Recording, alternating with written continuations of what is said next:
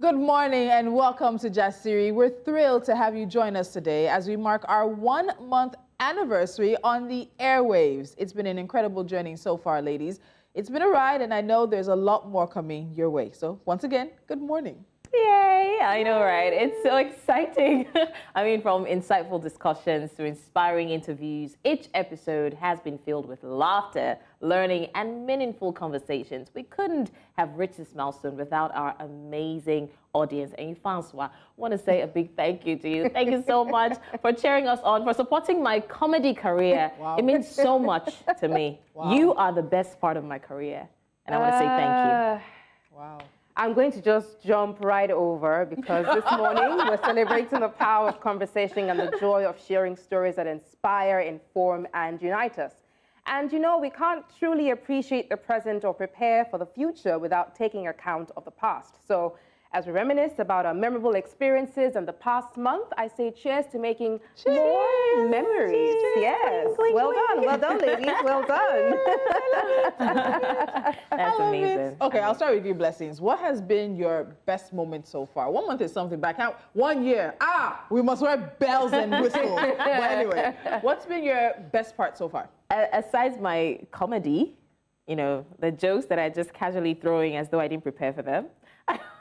I think for me, it's always the laughters, the banters, you know, the originality. Yeah, I think that's it. And the first episode was something. Well, it was. I can't remember Wait, anymore. it was the first episode.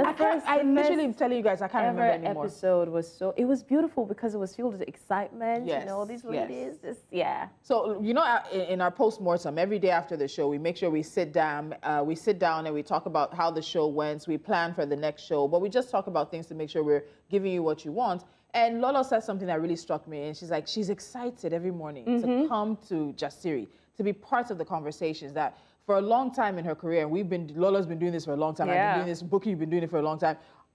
Gen Z's body is clocking several years now. It's a long time. Almost a long time. And you know, there are things you do every day because it's what you have to do, it's what is expected of you. But being on a show like Jasiri allows you to really just have fun. Yeah. And impact change. Yeah. And when I think back on the conversations, like having Melanie Shola yesterday, I had goosebumps in that conversation when we were talking about female genital mutilation and how she's a survivor and now she's using her voice, the most powerful thing she has. Yes. Then Cora's interview. Oh, so that was very, very surprising for me. Yes. I didn't think that she was going to be really, you know, transparent the way that she was. So it was very, very surprising. I wasn't sure what we were going to get. Yeah. You know, we're just doing this life in the spotlight. I mean, right? I was really, watching really the show, surprising. and it was surprising because I didn't expect that level of openness. So I think that this platform has created a kind of, you know, because they see ladies who are willing to share and give you that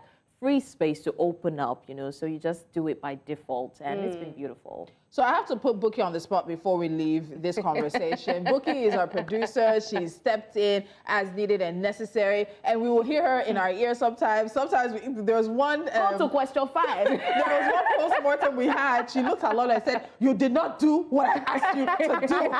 And it's just so interesting because you have a different perspective. You are behind the scenes and in front with us sometimes.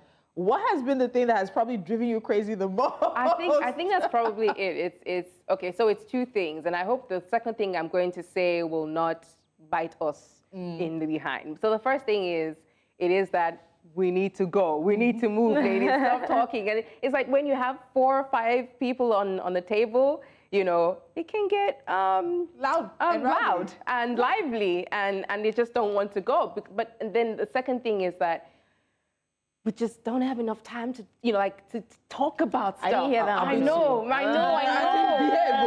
like, you know, that for me is Act like mature. that's the craziest thing. And of course, like.